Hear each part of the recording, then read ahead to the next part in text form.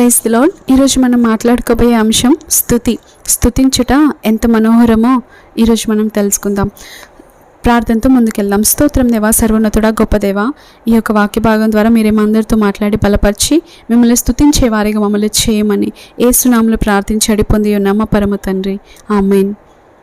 కీర్తనల గ్రంథం 147వ అధ్యాయం 1వ వచనం మనం చూసినట్లయితే, యెహోవాను స్తుతించుడి, మన దేవునికి స్తోత్రగానము చేయుట మంచిది, అది మనోహరము. హల్లెలూయా.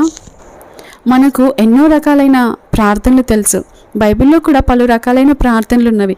కన్నీటి ప్రార్థన, విజ్ఞాపన ప్రార్థన, గోజాడి చేసే ప్రార్థన, ప్రార్థనలో పోరాడడం, ఉపవాస ప్రార్థన, ఇలా అనేక రకాలైన ప్రార్థనలు ఉన్నాయి. అయితే వాక్యం సెలవిస్తుంది, ప్రభువును స్తుతించుట మనోహరముగాను మంచిదిగాను ఉన్నది అని వాక్యం సెలవిస్తుంది. అనేకులు ఈ రోజుల్లో చాలామంది మన జీసస్ ఆల్మైటీ గాడ్లో కూడా ఉదయాన్నే లేచి ఎక్కువ సమయం స్తుతించుటలో గడుపుతున్నారు. దేవుని బిరుదులను బట్టి, ఆయన పేర్లను బట్టి, ఆయన నామాలన్నింటినీ ఎత్తిపెట్టి దేవుణ్ణి కొనియాడుతూ ఉన్నారు. ఆయన చేసిన అద్భుతాలను జ్ఞాపకము చేసుకొని ఆయనను స్తుతించే వారిగా మార్చబడ్డారు. పరిశుద్ధ గ్రంథంలోని భక్తులు నడిచిన మార్గములన్నింటినీ ధ్యానించి వాటిని బట్టి దేవుని స్తుతిస్తున్నారు. దేవుడు వారికి ఏ రీతిగా తోడైనాడు, శ్రమలు ఎదురైనప్పుడు వారు ఏ రీతిగా స్తుతించి విజయం పొందారు, భక్తులందరికీ దేవుడు ఎటువంటి కార్యాలు చేశాడు, ఎటువంటివి దేవుడు అద్భుతాలను బైబిల్లో చేశాడో వాటన్నింటినీ ఎత్తిపట్టి దేవుని స్తుతిస్తూ కొనియాడుతూ ఉన్నారు. అలాగ స్తుతించుచుండగా దేవుని మహిమ వారిని ఆవరించుచున్నది, నింపుచున్నది. వారి జీవితంలో దేవుడు గొప్ప కార్యాలను చేయుచున్నాడు. మరి మీరు స్తుతిస్తున్నారా? స్తుతి గురించి అనేక మార్లు విన్నారు. మీరు స్తుతించుటకు ప్రోత్సహించబడుతున్నారా? స్తుతించడానికి మిమ్మల్ని మీరు బలపరుచుకొనుచున్నారా? స్తుతించి మీ స్థితిని మార్చుకొనుచున్నారా? మీరు స్తుతిస్తూ ఉన్నారా? ప్రశ్నించుకుందాం, పరీక్షించుకుందాం. ఎడారుల సెలయేర్లు అనే పుస్తక రచయిత చైనా దేశమందు ఒక సేవ చేసినటువంటి మిషనరీ గురించి రాయడం జరిగింది.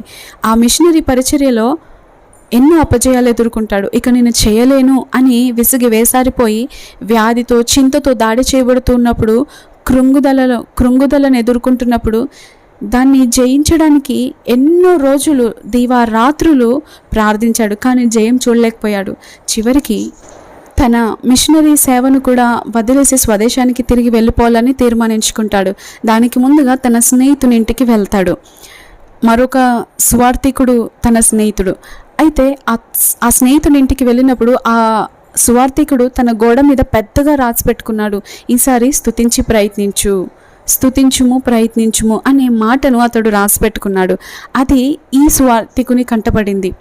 ఈ మిషనరీ కంటపడినప్పుడు పరవశం చెందుతాడు. దాన్ని దేవుని హెచ్చరికగా తీసుకుంటాడు.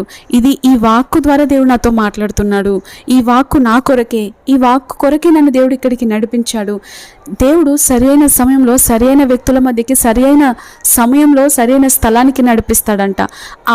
ఆ యొక్క హెచ్చరికగా తీసుకొని అతడు స్తుతించుట ప్రారంభించాడు. ఎప్పుడైతే ఆయన ఈ రీతిగా స్తుతించడం ప్రారంభించాడో ఆయనలో ఉన్న కృంగుదల, ఆయనలో ఉన్న చీకటి, ఆయనలో ఉన్న నిరుత్సాహము తొలగిపోయి నిరీక్షణతో నింపబడతాడు. ఆయన హృదయంలో ఉన్నదంతా కూడా మాయమైపోతుంది. ఆయన కృంగిన స్థితి నుండి ఆయన లేవనెత్తబడతాడు. అనేకుల కృంగి ఉన్న స్థితి నుండి లేపడానికి ఆయన శక్తిమంతుడిగా మార్చబడతాడు. ఆయనలో దేవుని సంతోషం, చెప్పనాశక్యం కానీ మహిమాయుక్తమైన ఆనందము ఆయనలో నింపబడింది ఆయన స్తుతిస్తూ ఉంటుండగా. అప్పటి నుండి ఆయన వ్యక్తిగత జీవితంలో గొప్పగా ఆశీర్వదించబడ్డాడు. ఆయన ఆశీర్వదించబడడం మాత్రమే కాదు, ఆయన సేవ కూడా విస్తరించబడింది. ఆయన సేవలో కూడా ఎంతో శక్తివంతమైన అద్భుతమైన కార్యాలు ఆయన చూడడం జరిగింది. ఆయన సేవ విస్తరించింది. ఆయన సేవలో ఉన్న నాటబడిన వ్యక్తులు కూడా ఎంతగానో అభివృద్ధి చెందారు, ఎంతగానో మల్టిప్లై అయ్యారు, ఎంతగానో ఆయన సేవ విస్తరించింది. దీనంతటికీ కారణం ఒక్క మాట, స్తుతించుము ప్రయత్నించుము, స్తుతించి ఈసారి ప్రయత్నించు అనే మాట. ఈరోజు ఇప్పటి వరకు మీరు అనేక రీతులుగా ప్రయత్నించారేమో. మీ సొంత జ్ఞానముతో, మీరు కలిగి ఉన్నటువంటి ధనముతో, మీరు కలిగి ఉన్నటువంటి బలముతో, మీరు కలిగి ఉన్నటువంటి మీ చుట్టూ ఉన్న ఇన్ఫ్లుయెన్స్తో ఎంతో ప్రయత్నించి విఫలమయ్యారేమో. మీ చదువు సంధ్యలను ఆధారము చేసుకొని, మీ బుద్ధి జ్ఞానములను ఆధారము చేసుకొని విఫలమయ్యారేమో. కానీ ఈసారి స్తుతించి ప్రయత్నించి చూడండి. ఒకసారి కొద్ది సమయం మీరు చేసే పనికి ముందు స్తుతించి ఆ పని ప్రారంభించినట్లయితే ఆ పనిలో ఎంతో జయాన్ని మీరు చూడగలుగుతారు. ఒక భక్తుడు అంటాడు, ఈరోజు నాకు అనేక పనులున్నాయి, అధిక సమయం పని చేయవలసి ఉంది కాబట్టి నేను అధికంగా ప్రార్థించాలి అని. కానీ మనమైతే ఈరోజు నాకు అనేక పనులున్నాయి కాబట్టి నా ప్రార్థన సమయాన్ని తగ్గిస్తాను.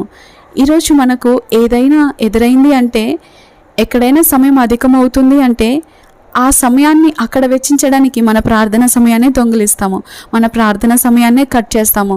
కానీ మన నిద్ర సమయాన్ని, మన ఆహారం తీసుకునే సమయాన్ని, మన స్నేహితులతో మాట్లాడే సమయాన్ని, మన ఫోన్ చూసే సమయాన్ని కట్ చేయము. కానీ మన ప్రార్థన సమయాన్ని, దేవునితో సమయం గడిపే సమయాన్ని మనం కట్ చేస్తూ ఉంటాం చాలామంది.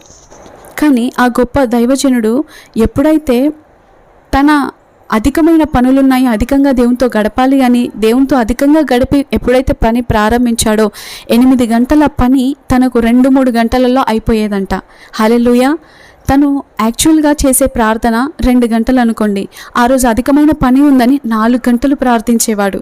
ఉదయాన్నే తన నిద్ర సమయాన్ని కట్ చేసుకొని తను ప్రార్థనలో అధికంగా గడిపి తన పనిని సమయానికి ప్రారంభించేవాడు.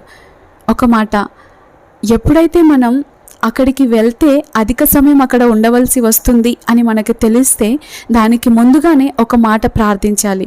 దేవా, ఈ పని నాకు త్వరగా అయిపోయింది అనుకోండి, ఆ యొక్క సమయాన్ని నీతోనే గడుపుతాను ప్రవ్వా అని మనం ఎప్పుడైతే ప్రార్థించుకొని వెళ్తామో అక్కడ క్యూలో అధికమైన సమయం ఉండవలసి వస్తుందేమో, ఆ యొక్క పనికి అధికమైన సమయం 1 గంట సమయం పడుతుందేమో, ప్రవ్వా ఈ పని అర్ధగంటలో అయిపోతే మిగిలిన అర్ధగంట నీతోనే గడుపుతాను ప్రవ్వా అని ఎప్పుడైతే మనం ప్రార్థించుకుంటామో నిజంగా ఆ పని అర్ధగంటకు లోపే అయిపోతుంది. ఆ రీతిగా మనం సమయాన్ని దేవునితో గడపడానికి వెచ్చించవచ్చు. కానీ ఈ రోజుల్లో మనం ఆ యొక్క దేవునితో గడిపే సమయాన్ని దొంగిలిస్తూ ఉంటాం. కాబట్టి మన పనులన్నీ కూడా ఆలస్యం అయిపోతూ ఉంటాయి. మన పనిలో సఫలత చూడలేకపోతున్నాం, మన పనిలో విజయం చూడలేకపోతున్నాం, మనం పొందిన విజయంలో సంతోషాన్ని మనం అనుభవించలేకపోతున్నాం. ఈరోజు మీరు స్తుతించుచున్నప్పటికీ విజయం చూడట్లేదా? స్తుతించుచున్నప్పటికీ ఏ కార్యం జరగట్లేదా? అయితే దేవుణ్ణి మరింతగా స్తుతించడానికి ప్రయత్నించండి. స్తుతించి మీ పనిని ప్రారంభించండి. పని ప్రారంభించే ముందు అధికముగా స్తుతించండి. స్తుతించుట ద్వారా మన సమస్యలకి పరిష్కారం దొరుకుతుంది.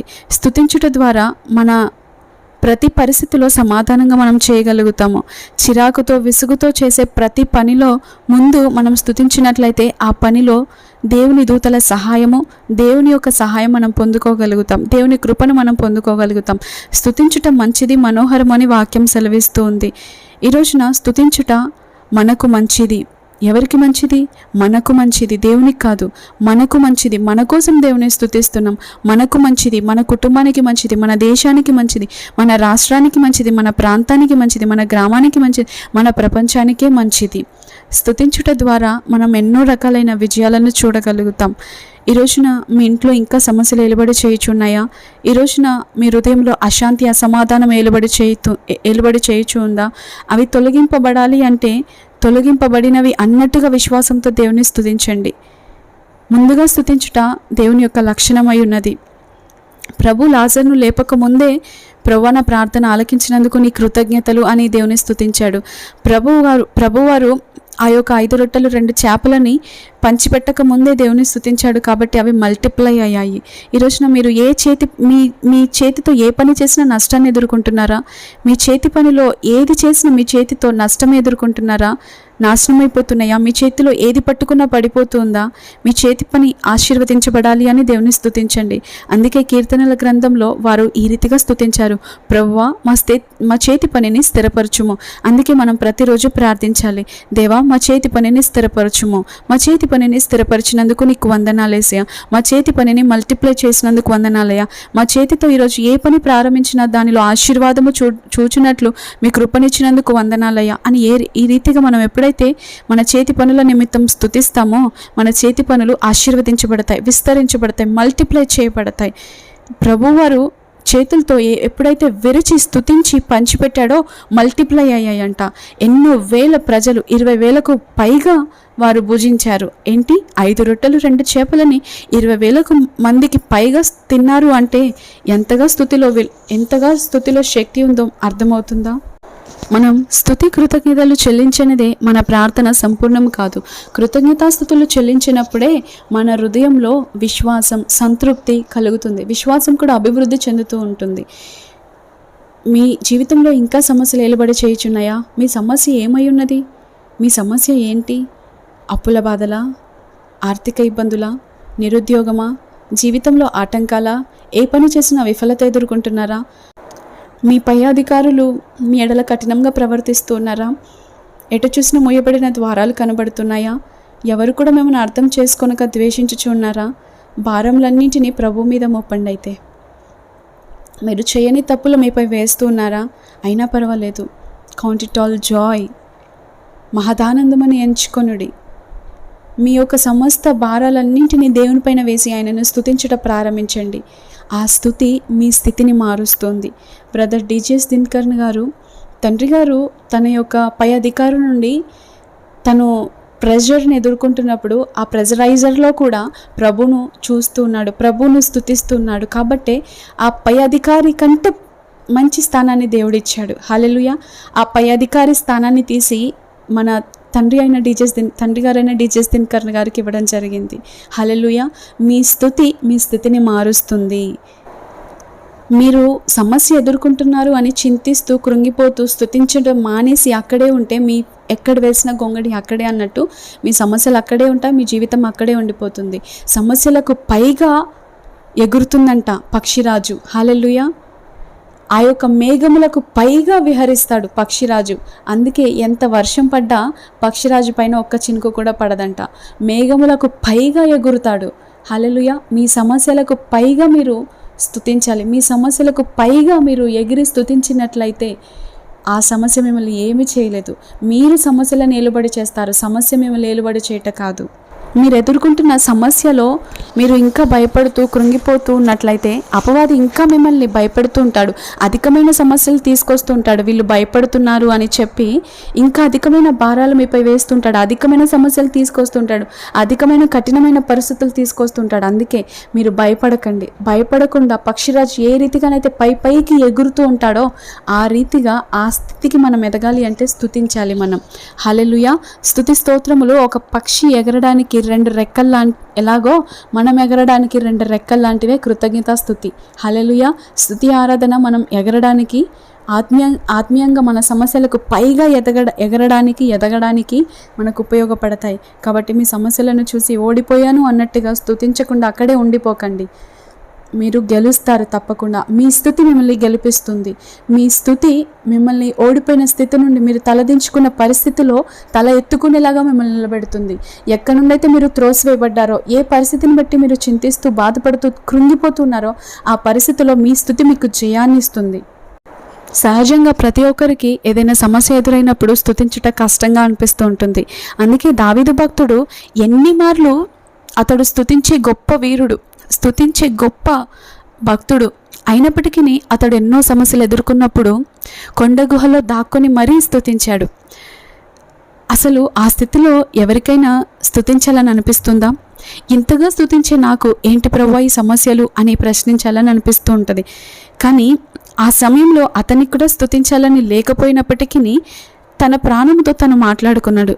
ఏమని మాట్లాడుకున్నాడో ఒకసారి చూడండి. కీర్తనల గ్రంథం 104వ అధ్యాయం 1వ వచనం, కీర్తనల గ్రంథం 103వ అధ్యాయం 1-2 వచనాలు. ఇవన్నీ మనం చూసినట్లయితే తన ప్రాణంతో తను మాట్లాడుకుంటున్నాడు. నా ప్రాణమా యెహోవాను సన్నిధించుము, ఆయన చేసిన ఉపకారంలో దేన్ని మరువకు. నా ప్రాణమా యెహోవాను సన్నిధించుము, యెహోవా నా దేవా నీవు అధిక ఘనత వహించిన వాడవు, నీవు మహత్యమును ప్రభావమును ధరించి ఉన్నావు అంటూ తన ప్రాణంతో తను మాట్లాడుకుంటున్నాడు. ఆయన చేసిన మేలులో దేన్ని మరువకు నా ప్రాణమా. ఇప్పుడున్న ఈ స్థితి స్థిరమైనదేమీ కాదు, కొంతకాలమే. వస్తూ ఉంటాయి పోతూ ఉంటాయి, వర్షాలు వస్తూ ఉంటాయి పోతూ ఉంటుంది, చలికాలం వస్తూ ఉంటుంది పోతూ ఉంటుంది, ఎండాకాలం. ఏది స్థిరమైనది కాదు. బంధువులు వస్తూ ఉంటారు పోతూ ఉంటారు, సమస్యలు కూడా అంతే. అందుకే దైవజనులు ఎప్పుడు మనకు చెప్తూ ఉంటారు కదా, సమస్యలు చుట్టాలు లాంటివి, బంధువులు లాంటివి, వస్తూ ఉంటాయి పోతూ ఉంటాయి. వాటిని పట్టుకొనే ఉంటామా మనం? లేదు కదా. వారెప్పుడు మనతోనే ఉంటారా? లేదు కదా. వస్తూ ఉంటాయి పోతూ ఉంటాయి. మన స్థుతి ఎప్పుడు మారకూడదు. మన స్థితి మారిన మనకు సమస్యలు వచ్చాయని చెప్పి మన స్థుతి తగ్గిపోకూడదు. మనకు అధికమైన స్థితి వచ్చింది అని మన స్థుతి తగ్గిపోకూడదు. ఏ స్థితిలో ఉన్నా స్తుతించ ఎరిగి ఉన్నాను, ఏ స్థితిలో ఉన్నా సంతృప్తి కలిగి ఉండుట నేర్చుకొని ఉన్నానన్న పౌలు భక్తుని వలె ఏ స్థితిలో ఉన్నా మనం స్తుతించుట ఎరిగి ఉండాలి. సంపన్న స్థితిలో స్తుతించుట ఎరిగి ఉండాలి, దీని స్థితిలో స్తుతించుట ఎరిగి ఉండాలి, కొండ గుహల్లో ఉన్న స్తుతించుట ఎరిగి ఉండాలి, బండ సందులో ఉన్న స్తుతించుట ఎరిగి ఉండాలి, లోయలో ఉన్న స్తుతించుట ఎరిగి ఉండాలి, ఉన్నత స్థితిలో మనల్ని దేవుడు పెట్టిన అక్కడ కూడా స్తుతించుట ఎరిగి ఉండాలి. మన స్థితి మారినా మన స్థుతి మారకూడదు. కలిమిలో స్తుతించాలి, కరువులో స్తుతించాలి, అనారోగ్యంలో స్తుతించాలి, ఆరోగ్యంలో స్తుతించాలి, అప్పులో ఉన్నా స్తుతించాలి, ఆర్థికంగా ఉన్నతంగా ఉన్నా స్తుతించాలి, ఏ స్థితిలో ఉన్నా స్తుతించాలి. హల్లెలూయా. ఈ కొద్ది మాటల ద్వారా దేవుడు మనల్ని బలపరచును గాక. ఆమేన్.